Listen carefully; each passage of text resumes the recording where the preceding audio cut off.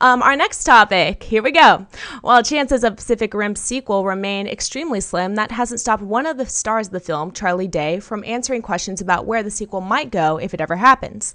When recently asked about where the film and his character specifically would go, Day said the following. I remember when I first met with him, Del Toro, that he liked the idea of Newt becoming a bit of a villain in the second film, Day said. But I think over the course of making the film and the way the character resonated with the audience, I don't think he would want to turn him into a villain now, but I really have no idea.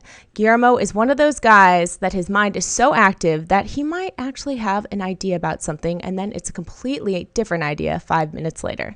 So, Dennis, buy or sell the idea of Newt becoming a villain in the next Pacific Rim movie?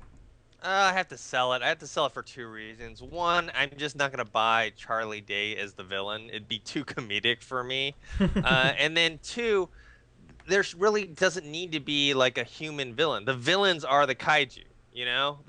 They are the thing that we're supposed to stop. So, you know, just having like some sort of side thing, I don't think it would work. So, yeah, I don't like that idea. I'm gonna buy this, and I'm gonna buy it for a couple reasons. I think number one, the real villains of Pacific Rim are the alien race, whoever they are, that are sending the kaiju through. And I think they opened up a very interesting plot line with the whole mental link. They used to call it the neural bridge, but the mental handshake, when Charlie Day linked up with the hive mind, if you will, of the kaiju and could see everything, and they also saw him. And I think there's an interesting storyline you could follow about that now taking its toll on him or affecting him in certain ways. And remember, he was always kind of set up as a kaiju groupie in the first place.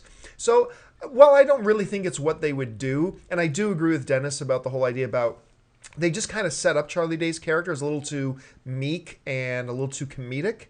But maybe those things could just increase his potentials as for a little bit of villainy. So, yeah, overall, even though the sequel's not going to happen, unfortunately, because the movie rocks and you should all go out and see it, I'm going to buy it.